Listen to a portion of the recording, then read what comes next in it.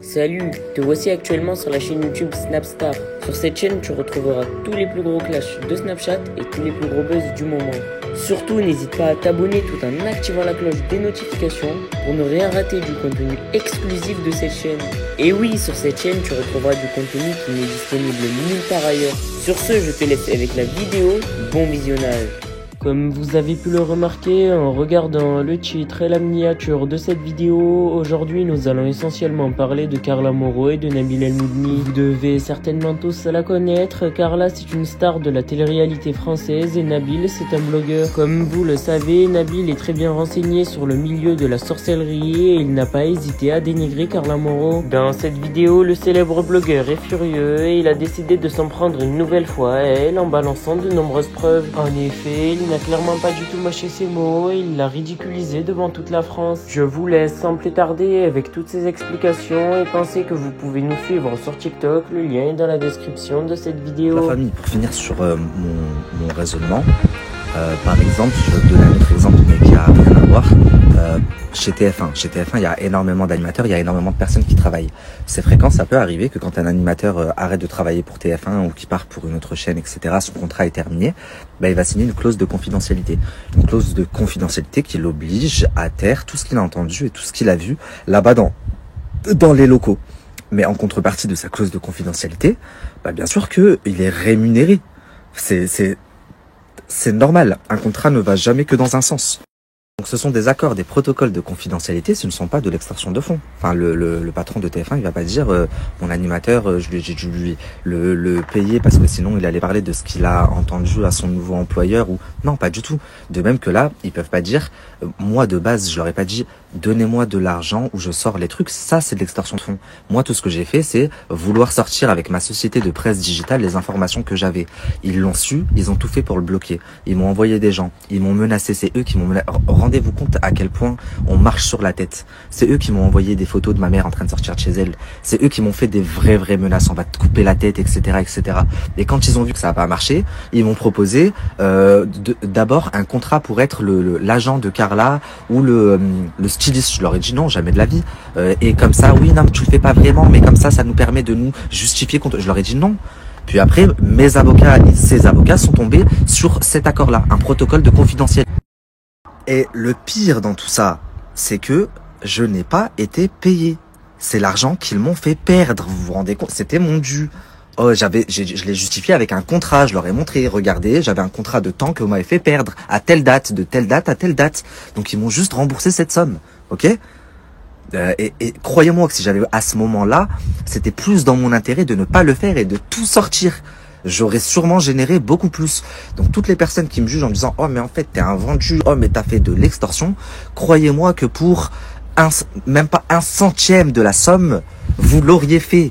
Et pour la somme en elle-même, vous auriez vendu votre mère, votre père, votre grand-mère, votre grand-père et tout ce qui va avec.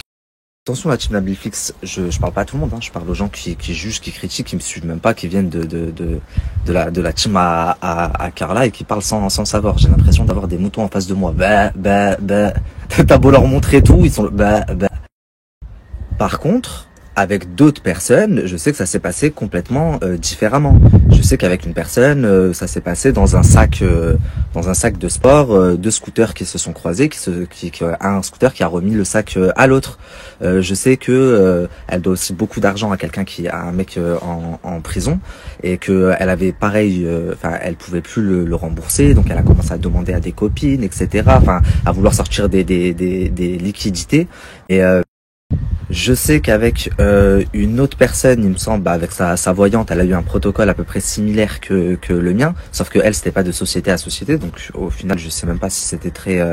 Bref, en tout cas moi, pour ma part à moi, tout a été fait, tout a été réglo. Je leur ai rendu le plus grand service de leur vie et croyez-moi, ça a été fait malgré moi. Sinon, en fait, je ne pouvais plus travailler. Ok, ça c'est de un et de deux. J'ai su par la suite que, contrairement à ce qu'elle a dit, non, elle n'a pas décidé que plus personne la tiendrait. Dieu a juste fait en sorte que elle perde tout ce qu'elle avait. Et aujourd'hui, malheureusement, elle ne peut plus. Payer le mec à qui elle a emprunté de l'argent il y a quelques années en prison, payer sa voyante, payer Nabil El Moudni, payer... Non, elle peut plus. Tout simplement. Et donc, moi qui me disais je vais être bloqué pour 25 ans, ben non, Rabbi a fait en sorte que 6 mois avant la fin du contrat, je puisse tout récupérer. Donc le prochain mouton qui ne comprend strictement rien à la loi, au business et qui vient me parler ici de vendu ou d'extorsion, de je sais pas quoi, je bloque. Comme ça vous recréerez des juste pour les personnes qui disent oui mais elle a fait ça à Kevin et Kevin aussi il mérite, c'est un jaguar, je sais pas quoi. Vous êtes complètement je pense à l'ouest ou alors vous vous rendez pas bien compte de la situation. C'est vraiment on en est arrivé à un stade où c'est super grave. Je me demande, est-ce que par exemple, là il y a pas longtemps, Pierre Palmade ou la il a fait un accident, machin, ce qui a conduit à ce qu'on aille chez lui. Il y a des gens, ils ont parlé, ils ont pris ses ordinateurs, ils ont trouvé des trucs de fou sur son ordinateur. Est-ce que s'il avait eu une petite fille, il aurait fallu aller voir toutes les presses qui ont parlé de ça, tous les médias qui ont parlé de ça pour leur dire, c'est pas bien, il a une petite fille. Non, vous ne pouvez pas traiter l'information. L'information, malheureusement, dans ce milieu, ça va dans les deux sens. On ne peut pas seulement parler d'eux quand ils ont acheté un nouveau sac de luxe ou quand ils sont dans telle destination ou telle destination. Et donc, comme vous pouvez le voir, ça ne concernait pas seulement Kevin. Ça pouvait vraiment concerner tout le monde. Un bébé, une grand-mère, une mère, une copine, n'importe qui. Personne ne pouvait... Enfin, ça pouvait tomber sur n'importe qui. Personne n'aurait pu être épargné. C'est pas parce que vous étiez l'ami ou parce que vous étiez de la famille ou... Donc voilà, à partir de maintenant, je ne parlerai plus à ce sujet jusqu'à la sortie de mon documentaire qui sortira bien dans quelques mois, je pense. C'était juste la dernière arme de défense de certains de ses followers, c'était oui, mais c'est parce que Kevin aussi. Voilà, je voulais juste montrer que non, elle demandait aussi des choses très très graves et pas seulement à l'encontre de Kevin, ça pouvait concerner vraiment n'importe qui. Et si j'étais vraiment dans le but de vouloir lui faire du mal, etc., j'aurais contacté une à une les candidates concernées en leur envoyant ce qui les concernait, etc., etc. Or, personne n'a été contacté de ma part et personne ne le saura. Maintenant, la famille, je peux comprendre aussi que ça dérange certaines personnes, que les informations traitées, qu'elles ne soient pas toutes roses et que donc ça dérange, c'est normal. Par exemple, une émission à la télé comme Crime, ça va pas plaire à tout le monde. Ça va plaire à des personnes qui aiment se prévenir en regardant ce genre d'émission parce que ça leur permet de eux être plus vigilants, etc., etc. Et il y a d'autres personnes qui vont dire ah non, j'aime pas, c'est trop violent pour moi, ça me fait cogiter, après je fais des cauchemars, donc ils regardent pas. C'est pareil sur les réseaux, je peux pas plaire à tous les publics, c'est pas possible. Et il y a une fonctionnalité qui est super sur tous les réseaux, c'est l'option désabonner. Donc si mes stories pour vous dans votre sens, elles vous plaît pas, vous avez juste à vous désabonner. Et voilà. Depuis toujours, si vous regardez l'histoire de la presse, depuis des centaines d'années, on traite de tout. Quand il y a du bien sur une personnalité publique, on en quand il y a du mauvais aussi, malheureusement ou heureusement pour certains, malheureusement pour d'autres. C'est comme ça que ce soit que les presses digitales ou manuscrites génèrent leur profit depuis toujours. À l'époque, quand Nabila elle a planté Thomas, ça fait la une de partout, que ce soit télé, écrit, etc. Parce que forcément, en traitant cette information, ça allait faire vendre et du coup, les rédacteurs étaient contents parce que ça générait du profit. Alors quoi, si elle avait eu son fils à ce moment-là, il aurait pas fallu traiter, il aurait pas fallu dire que à ce moment-là, il s'était passé ce qui s'était passé, que vous m'avez compris, parce que elle avait son fils, le pauvre. Enfin, voyons, réfléchissez 30 secondes. Je comprenais pas, je comprends vraiment pas certains dans quel monde vous vivez. D'ailleurs, si je ne m'abuse, grâce à toute la presse qui avait parlé de l'histoire à l'époque de Nabila qui avait planté son mec, etc., elle a eu un rôle dans Orange is the New Black, là. Big série OCS aux États-Unis. Si ça se trouve, grâce à moi, Carla aura un rôle dans le prochain Harry Potter ou elle devrait me dire merci, ou American Horror Story. Elle devrait me dire merci. Bref, trêve de plaisanterie, s'il vous plaît, la famille. Je voulais juste vous dire ça, en fait.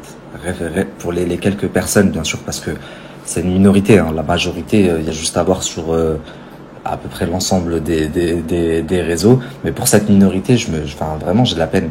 Je me demande juste vraiment, je veux juste vous dire vraiment, réfléchissez bien, la famille.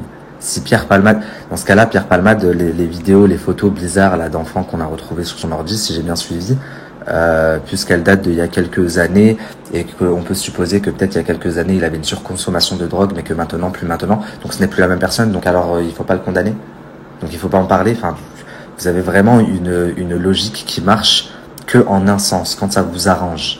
Je me demande si elle avait eu un physique différent que celui qu'elle a et un prénom différent que de celui qu'elle a, si ça aurait été pareil. Merci à toi d'avoir visionné cette vidéo et surtout n'hésite pas à liker la vidéo et à nous donner ton avis dans l'espace commentaire. Sur ce, on se retrouve dans une prochaine vidéo. Peace.